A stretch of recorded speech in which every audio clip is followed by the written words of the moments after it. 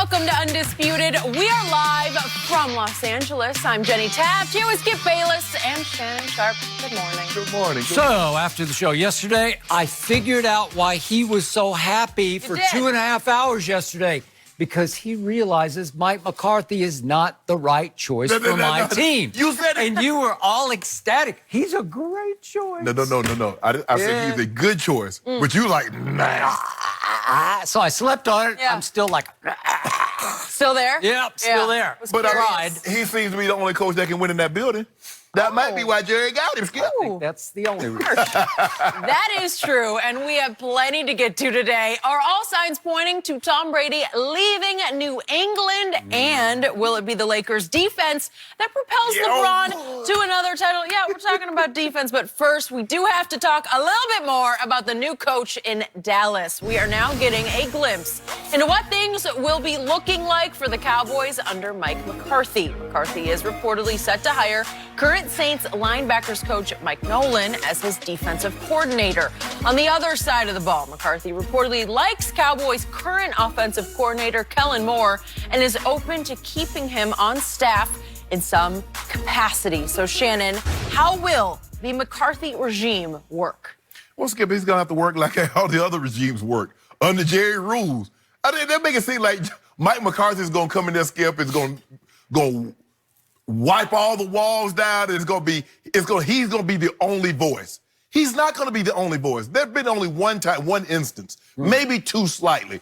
And at the end, Parcells even wasn't the only voice. But it was mainly Jimmy. That was it, Skip. I mean, they make it seem like Mike McCarthy, Mike's going to clean this up. No, he's not. Yep. Jerry's made it abundantly clear. This is my team. I pay the bills. I'm going to have a say. I'm going to speak. I'm going to talk. I'm going to do what I want to do. So I don't know where they get this notion from all of a sudden Jerry's going to change because he's hired a different coach. Skip, look, I do believe this is a good hiring. I'm not saying great. It's a solid. It's not splash. He's old, but he's not old in the sense of years. But I'm saying people know Mike McCarthy. He was the head coach of the Packers for 13 years. Sure. Yep. He has a nice resume. He's won a Super Bowl. He's gone to playoffs. He has multiple double-digit win seasons, Skip. He's won rounds in the playoffs. So that's instant credibility right there. No matter if you're a coach or a player, Skip, if you have that Super Bowl ring, you come with instant credibility.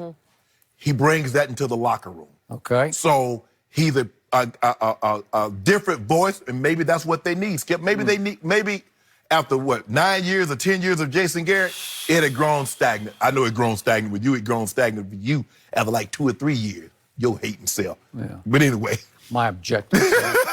The biggest task that I believe Mike McCarthy has before him, Skip, is he's got to convince the Cowboys that your reputation doesn't win you ball games. When Mike Shanahan, when he first came, he was offensive coordinator for 49ers, Skip, in 94. They won the Super Bowl. He came to us and we got 95. And he said the very first meeting, guys, I expect us to win games. Not because of who we are, but because of how we prepare. Because of how we do things. And from that point on, Skip, it wasn't like, well, if the defense can hold them to 17 and we get a break here, we get a break there, we could win the ball game. We took the field every single week. We didn't win every week, but we expected to win. The Cowboys need to have that level. Skip, you can't, we're the Cowboys. No, that's not good enough. You don't get to roll the ball like this and say, we the Cowboys, we're going to win. But he has to change the mentality. Even Jerry. Jerry thinks, Skip, we got a lot of talent. Everybody's talented. Do you realize everybody in this league is talented? Now, some teams have a little more than others, but every team is talented. But you don't play your best football, Jerry. You found that out this year. You go 8-8. So Mike McCarthy has his hands full, Skip. First of all, changing the mentality in that locker room and then dealing with Jerry. How does he deal with Jerry? Because it's easy to say, Skip, I'm going to just tune him out. But how do you tune him out, Skip, when you're talking to the team after the game and the media scrum outside is talking to Jerry outside of the locker room, and he's talking louder than you're talking inside of the dressing room? Is that all? That's all. Thank you. I want to make it clear. I still love my football team the way I've loved it since I was 10 years old and went to my first game in the Cotton Bowl in Dallas, Texas. Okay. But I'm right where I was 24 hours ago when we got hit out of the blue with the Jay Glazer report that Mike McCarthy had been hired as the next head coach of my Dallas Cowboys. And what was my first reaction to you? It's not bad. That is classic damning with faint praise. That's what you call that. It's not bad. And then a little later yesterday, I heard that predictably, Mike McCarthy had hired his old friend and longtime defensive coordinator, Mike Nolan, to be the next Cowboy defensive coordinator. Well, Mike Nolan was the head coach when Mike McCarthy was offensive coordinator at 49ers. He owed him a favor, and he just returned the favor. Yeah. And what was my reaction in the afternoon to that? Not bad. Yeah. Damning with faint praise. So, I told you yesterday, this football team needed a shake-it-up move. It needed a splash. It needed a wow.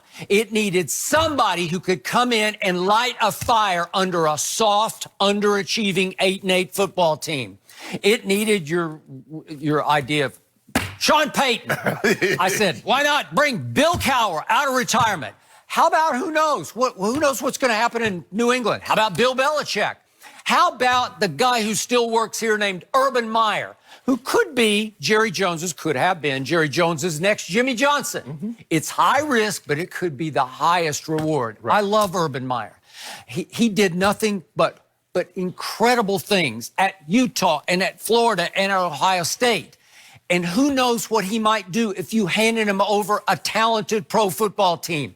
He would light a fire. It would be a new sense of urgency. He would go in there and change the culture. Mm-hmm. Instead, here I go with a Mike McCarthy who, frankly, makes Jason Garrett look like a dynamic motivator. His personality is far less than Jason Garrett's was. Am I right? Yeah. He's kind of a zero as a personality, right?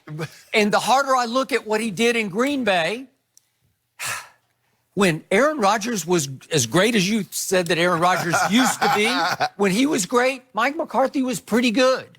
So he went along for a great ride with him. He did. And when Aaron Rodgers began to clearly decline over the last 4 years, Mike McCarthy looked more and more ordinary to me. He looked like some guy who played tight end at something called Baker College in rural Kansas. Oh, yeah. And came out of nowhere to this. And now I look at, wait a second, over the last 4 years that he was the head coach in Green Bay, his team was 17th in the NFL in yards gained and 14th in points scored. Is that great? Is that going to change life in Dallas? We didn't need to fix the offense. We needed to fix the culture and the defense. Right. So now I look back today at the Bleacher Report story. Remember the expose of last April about why did Aaron Rodgers and Mike McCarthy fall apart and Mike McCarthy got fired?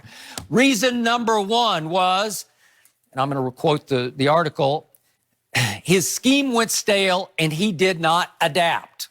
Yikes, really? Okay. And one personnel man said that Mike McCarthy got, quote unquote, full of his own juice, like he started to really feel himself, and that he checked out and that he lost his enthusiasm to the point that during Saturday walkthroughs in his last season, he was getting a massage. Yeah. He sneaked upstairs to his office and sneaked the masseuse up the back stairs to his office, and he got himself a massage. And the article says, Aaron Rodgers not pleased with that. And I don't blame him for that one, right? I mean, I like a good massage too, but not at work. Not at work. Oh, thank you. Not on Saturday before one of 16 games, right? Okay, and this is the worst of all. The article says that when McCarthy was first hired by Ted Thompson, the former GM of the Packers, that he was called Pittsburgh Macho. Mike McCarthy grew up in Pittsburgh. But there's another counter quote from a personnel director who says the truth is that Mike McCarthy is a fake tough guy. Oh! Fake tough guy. And there's quote after quote in the Bleacher Report article from players inside, from coaches inside, who say that Mike McCarthy created a soft culture in Green Bay. It was all offense with no emphasis on defense. And by the way, over the last 4 years, nobody threw the football more than Green Bay did. They were number one in passes attempted. So it was all throwing with no emphasis on the defensive mindset. And there's quotes from defensive players who said he just ignored the defense and had